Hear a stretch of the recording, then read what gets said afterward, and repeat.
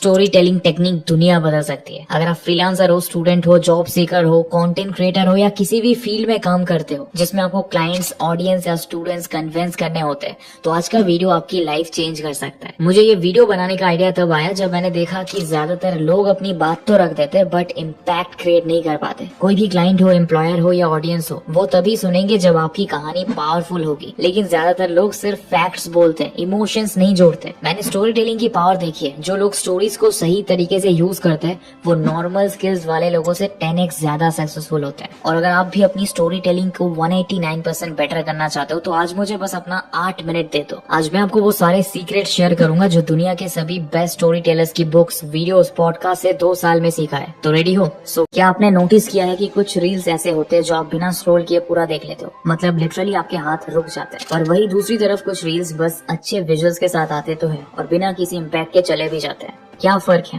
फर्क है story telling का। देखो, आज के जमाने में रील्स सबसे ज्यादा ट्रेंडिंग है। सब रील्स बना रहे हैं, पर सिर्फ कुछ ही रील्स ऐसे होते हैं जो दिल और दिमाग दोनों में छप जाए। और ये सिर्फ अच्छी विजुअल्स की वजह से नहीं होता है, ये होता है एक स्ट्रॉन्ग कहानी की वजह से। अब आप बोलोगे भाई क्या बकवास है, आजकल तो हर अजीब सी रील वायरल हो रही है, उसमें तो कोई कहानी नहीं होती है। हाँ, सही कह रहे हो, पर सोचो आपको वो क्रिंज रील कितनी देर याद रहता है? एक दिन, एक हफ्ता, या जब तक वो ट्रेंड चल रहा होता है बस तब तक, फिर भूल ही जाते हो। पर कुछ रील्स ऐसे होते हैं जो एक बार देखने के बाद भी याद रह जाते हैं क्योंकि उनके अंदर एक कहानी होती है। और सिर्फ रील्स नहीं, बॉलीवुड भी अब इसी स्टोरी टेलिंग टेक्निक को फॉलो कर रहा है। अब कहानी सिर्फ स्टार्ट, मिडिल, एंड वाले फॉर्मूला पे तो चलती नहीं, कहानी के टाइमलाइन के साथ खेल सकते हो। सबसे इंटरेस्टिंग मोमेंट से शुरू करो, ऑडियंस को एक क्यूरियोसिटी दो और फिर उसको धीरे धीरे अनफोल्ड करो। जैसे 3 इडियट्स का एग्जांपल लो। फिल्म शुरू होती है एक वॉल पे इनक्रेप्ट डेट 5 सितंबर से। अब आपका दिमाग ऑटोमेटिकली ये सोचने लगता है कि ये डेट इतनी इंपॉर्टेंट क्यों है, क्या हुआ था 5 सितंबर को। और पूरी फिल्म देखने के बाद हमें फाइनली पता चलता है कि ये एक चैलेंज था कि कौन ज्यादा सक्सेसफुल होगा।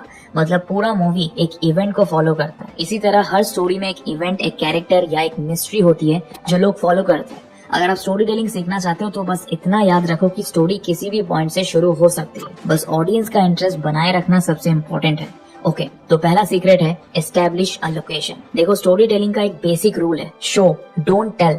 मतलब अगर आप एक कहानी सुना रहे हो तो सिर्फ इंसिडेंट बताने से काम नहीं चलेगा। पहले आपको अपने ऑडियंस को उस लोकेशन पे विजुअली लेके जाना पड़ेगा। लोकेशन एस्टैब्लिश करना एक तरह का मैजिक ट्रिक है जो बिना बोले ही ऑडियंस के दिमाग में एक पूरी दुनिया क्रिएट कर देता है। अगर मैं एक बुक लिख रहा हूँ या वर्बली कुछ डिस्क्राइब कर रहा हूँ तो जैसे ही मैं बोलता हूँ 5 सितंबर एक प्लेग्राउंड में मैं अकेले खड़ा था, आपके दिमाग में तुरंत एक इमेज बन जाता है। बनाना एक प्लेग्राउंड का इमेज, ये सब ऑटोमेटिकली विजुअलाइज होने लगता है क्योंकि ये ह्यूमन टेंडेंसी है। और अगर आप वीडियो स्टोरी टेलिंग कर रहे हो जैसे कि एक रील या एक फिल्म, तो एक वाइड एंगल शॉट लोकेशन को इंस्टेंटली सेट कर देता है। आपने नोटिस किया होगा कि हर बड़े फिल्म मेकर अपनी फिल्म को एक स्ट्रॉन्ग लोकेशन शॉट से शुरू करते हैं। एक परफेक्ट एग्जाम्पल है इम्तियाज अली की मूवीज। उनकी हर फिल्म लोकेशन से ही फील क्रिएट करवाती है। जैसे कि ये देखो, जब वी मेट मूवी में गीत और आदित्य की जर्नी सिर्फ एक लव स्टोरी नहीं थी, बल्कि वो लोकेशंस जैसे कि ट्रेन, पंजाब का खेत, मनाली के पहाड़ एक अलग ही इमोशन क्रिएट करते हैं। अगर यूट्यूब क्रिएटर्स की बात करें तो मुंबई का निखिल का व्लॉगिंग स्टाइल देखो। जब वो लद्दाख जाता है तो सिर्फ ये लद्दाख है नहीं बोलते हैं,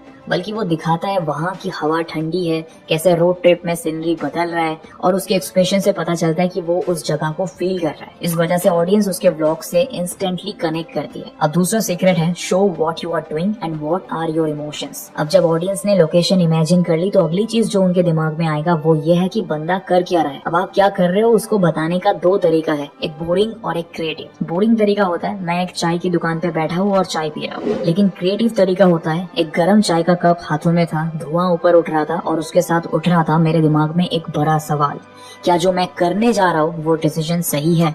देखा, सेम ही सीन है, पर पहला वाला था बोरिंग और दूसरा वाला इंटरेस्टिंग। जब आप सिर्फ एक्शंस बताने के बजाय उसमें इमोशंस और डिटेल्स ऐड करते हो तो ऑडियंस और डीपली कनेक्ट करती है। बॉलीवुड एग्जांपल से समझो, क्वीन मूवी याद है? जब रानी पेरिस के स्ट्रीट्स में पहली बार अकेली घूम रही होती है तो सिंपल सीन को कैसे एंगेजिंग बनाया गया था, नोटिस किया है? सिर्फ मैं पेरिस में हूँ नहीं बोला गया, बल्कि वो छोटी छोटी डिटेल्स बताई गई कि कैसे वो रोड्स पे चलते हुए नर्वस फील कर रही है। एक अनजान जगह पे होने का डर और एक्साइटमेंट दोनों एक साथ दिखाया जाता है। हर दिन इंटरनेट पे लाखों कंटेंट पब्लिश हो रहा है, पुष्पा हो या पू, सभी को स्टोरी टेलिंग से आप हुक कर सकते हो। एक सेल्समैन से लेकर पॉलिटिशियंस, कोचिंग इंस्टीट्यूट्स, इवन आपके फेवरेट ब्लॉगर्स, सब स्टोरीज ही तो भेज रहे हैं। लेकिन यूट्यूब एंड इंस्टाग्राम की ऑडियंस टेलीविजन ऑडियंस से बहुत अलग होती है। उनका अटेंशन स्पैन 3 सेकंड्स है और उनको अपने वीडियो में रोक लेने का तरीका भी अलग। अब आगे बढ़ते हैं, तो हमारा तीसरा सीक्रेट है show what you are thinking. बहुत बार क्रिएटर्स अपने डायलॉग्स को इतना पॉलिश कर देते हैं कि वो रियल लगना बंद हो जाता है, बट सबसे इम्पैक्टफुल स्टोरी टेलिंग वही होता है जो बिल्कुल रियल लगे। जैसा थॉट्स आपके दिमाग में आता है वही बताओ,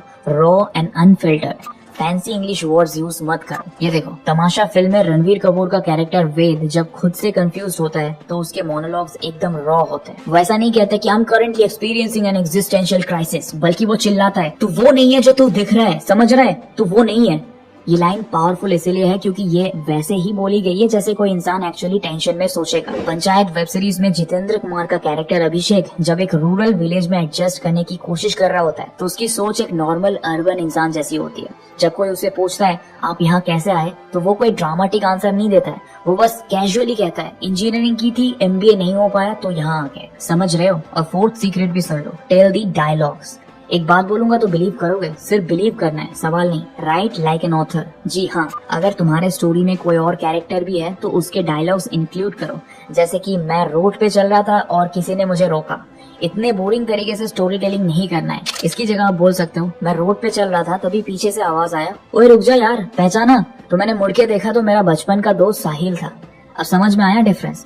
डायलॉग्स एक्चुअली कितना इम्पैक्ट क्रिएट करता है स्टोरी में। अब तुम ये सोच रहे होंगे कि ये सब तो ठीक है, लेकिन बेहतर स्क्रिप्टिंग कैसे लिखे, स्टोरीज लिखे कैसे? तो सुनो, राइटिंग में स्ट्रॉन्ग तुम्हें रील्स नहीं बुक्स बनाएंगी, फिक्शन स्टोरीज, क्योंकि फिक्शन राइटर्स अमेजिंग होते हैं यार। तो जाओ पढ़ो और ये सारे स्टेप्स फॉलो करो जो मैंने बताया। फिर जब आपका अगला वीडियो वायरल हो जाए तो कमेंट्स में मुझे क्रेडिट्स देना मत भूलना।